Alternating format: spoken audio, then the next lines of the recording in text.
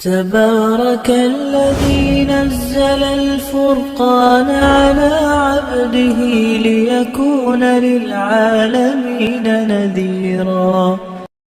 السلام عليكم ورحمة الله وبركاته. بسم الله والحمد لله والصلاة والسلام على رسول الله وبعد. আলহামদুলিল্লাহ, আমরা গত ক্লাসে লেসন 21 শেষ করেছি। এখন হচ্ছে লেসন 22-তে আমরা এসে গেছি।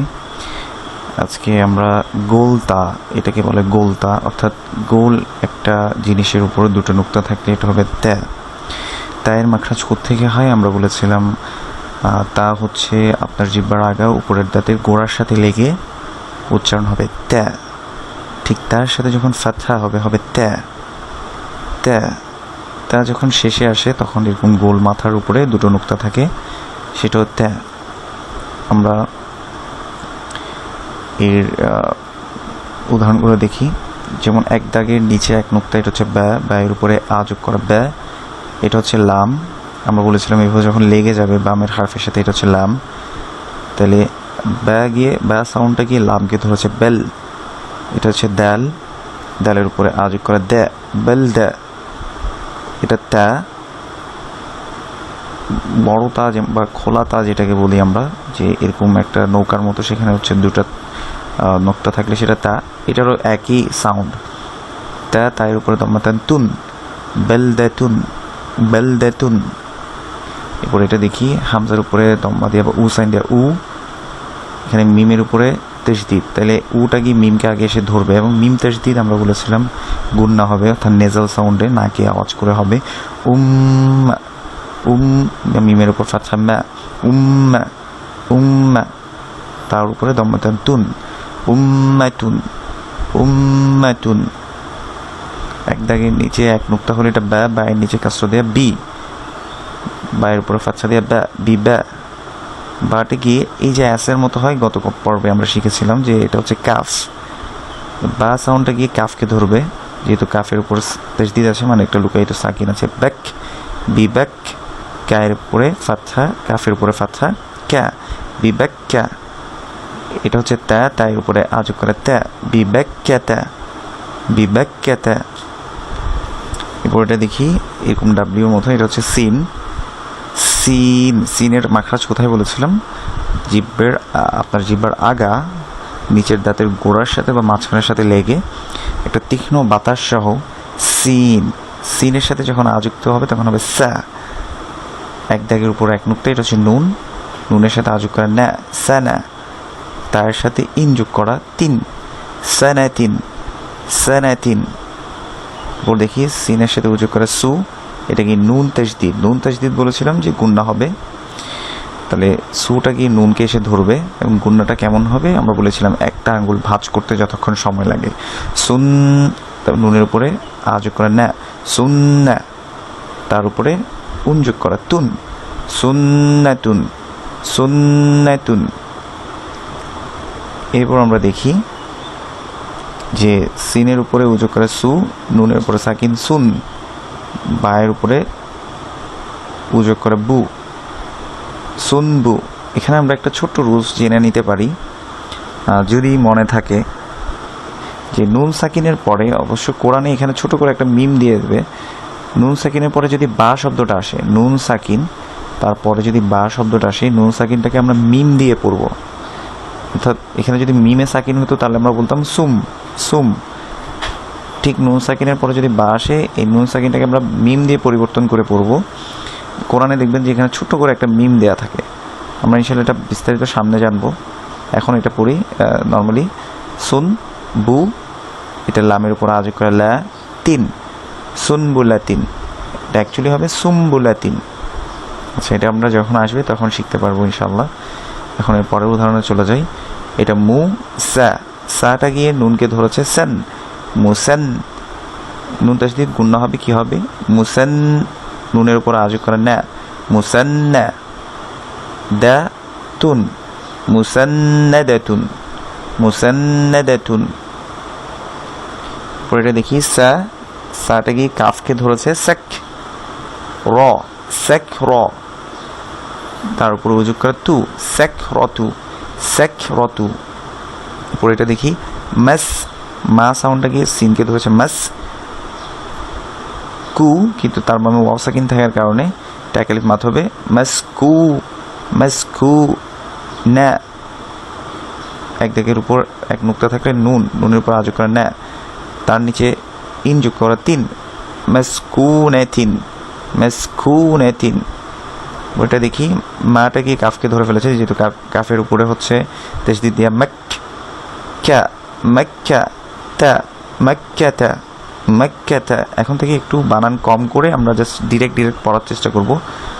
মুসা, মুসা, সাটা গিয়ে লামকে ধরেছে, লামের উপর তাসদিদ, তাই এভাবে লেগে গেলে বামের হাফের সাথে এটা লাম।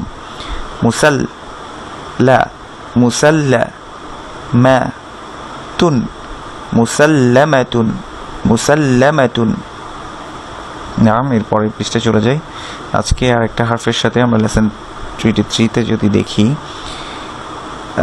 তিনটা মাথা অর্থাৎ ডাব্লিউর মতো একটা হয়, একটা ল্যাজ আছে, আর তার সাথে তিনটা নুক্তা। আমরা একটু সিনকে দেখে আসি।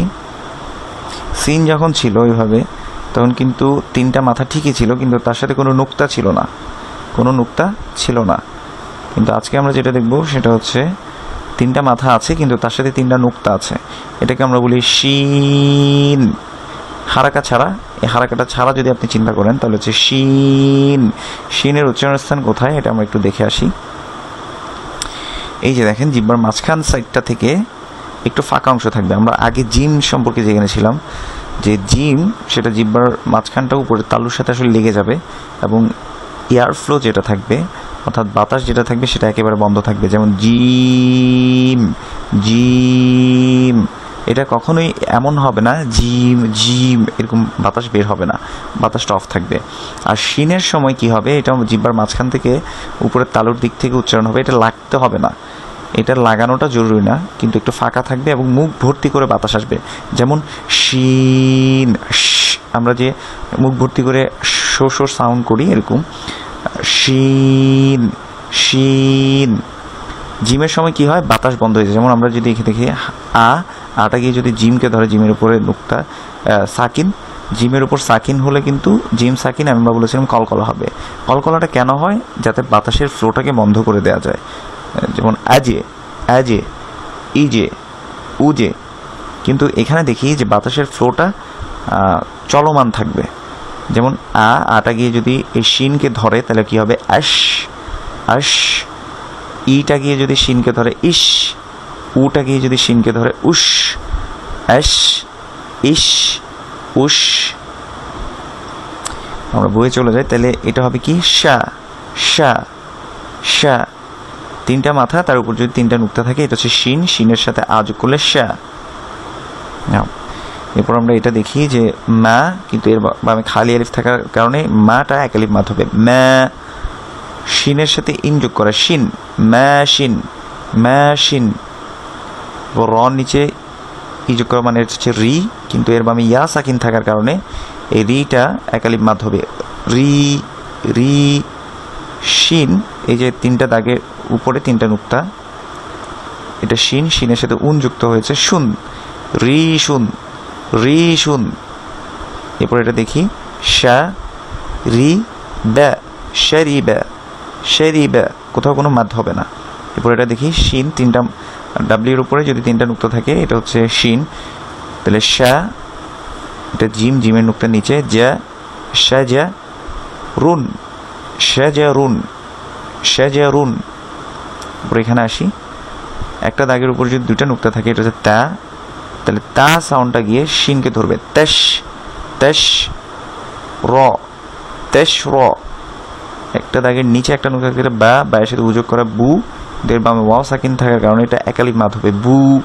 তাহলে এখানে ছিল তেশ র বু, তেশ র বু, তেশ র বু না, তেশ র বু না, তেশ র বু না।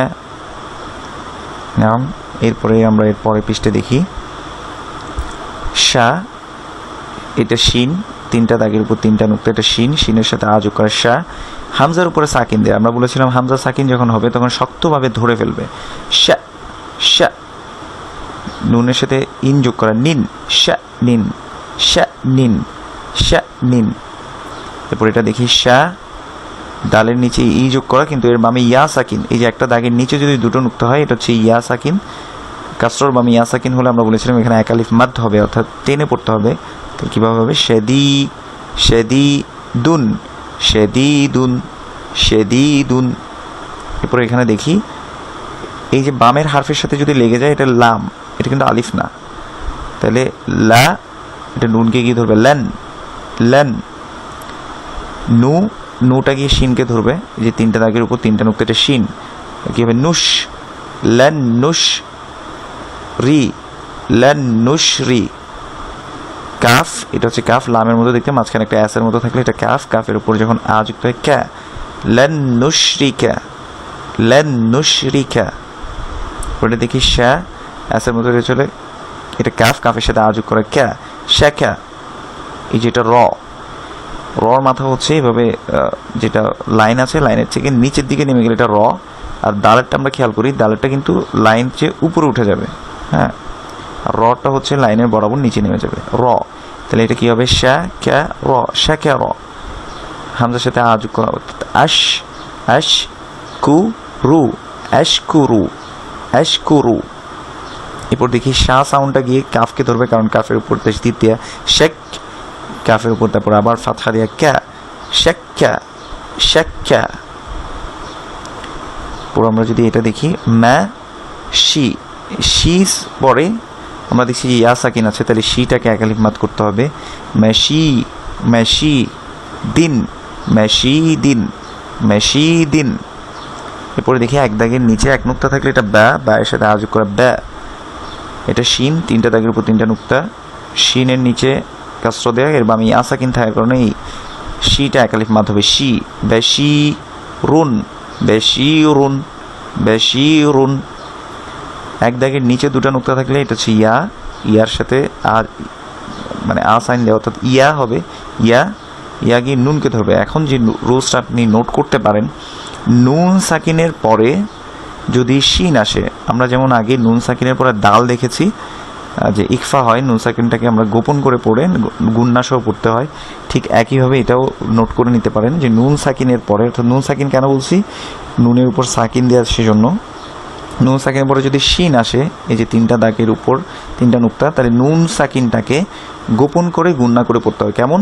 এটা ছিল ইয়ান শু, কিন্তু আমরা পড়বো এখন ইয়াং শু, ইয়াং শু, ইয়াং শু রু, ইয়াং শু রু, ইয়াং শু রু। এটা ইকফা হবে, অর্থাৎ নুন সাকিনটাকে আমরা গোপন করে গুন্না সহ পড়বো। ইয়াং শুরু, কেন? নুন সাকিনের পরে শিন এসছে। আগে শিখেছিলাম নুন সাকিনের পরে দাল আসলে এমন হবে, নুন সাকিনের পরে সিন আসলে আমরা এমন হবে বলেছিলাম, নুন সাকিনের পরে শিন আসলেও একই রুলস হবে। এরপর এটা দেখি, মা গিয়ে নুনকে ধরেছে মান, কিন্তু নুন সাকিনের পরে শিন এসছে, খেয়াল করেছেন? তাহলে এটা কি হয়ে যাবে? ম্যাং, ম্যাং শু, ম্যাং শু। তাহলে এই শুটা আবার এর বামে ওয়াও সাকিন থাকার কারণে এটা এক আলিফ মাদ হবে, ম্যাং শু, ম্যাং শু। রন নিচে ইন যুক্ত করা, রিন, ম্যাং শু রিন, ম্যাং শু রিন। পরে এটা পড়ি ব্যা, এক দাগের নিচে এক নুক্তা, এটা ব্যা, ব্যয়ের সাথে আ যোগ করা ব্যা, তিন দাগের উপর তিন নুক্তাতে শিন, সাথে আ যোগ করা শা, ব্যশা। রুন, রর সাথে উন যোগ করা রুন, ব্যশা রুন। এরপর বা, এক দাগের নিচে এক নুক্তা, এটা ব্যা, এটা বু গিয়ে শিনকে ধরেছে বুশ। রর সাথে ফাতহা, এর বামে বা আ যোগ করা, এর বামে খালি আলিফ আছে, তাহলে র এক আলিফ মাদ হবে, বুশ র, বুশ র। এটা কাফ, কাফের সাথে উ যোগ করে কু, বুশ র কু, কুটা কি মিমকে ধরেছে, কুম, বুশ র কুম, বুশ র কুম। নাম এরপরে আমরা আজকে এতটুকুই থাকুক, আমরা চ্যাপ্টার 24 ইনশাআল্লাহ আগামী ক্লাসে কভার করতে চেষ্টা করবো ইনশাআল্লাহ। সুবহানাকা আল্লাহুম্মা ওয়া বিহামদিক, আশহাদু আল্লা ইলাহা ইল্লা আনতা, আস্তাগফিরুকা ওয়া আতুবু ইলাইক। ওয়াসসালামু আলাইকুম ওয়া রাহমাতুল্লাহি ওয়া বারাকাতুহু।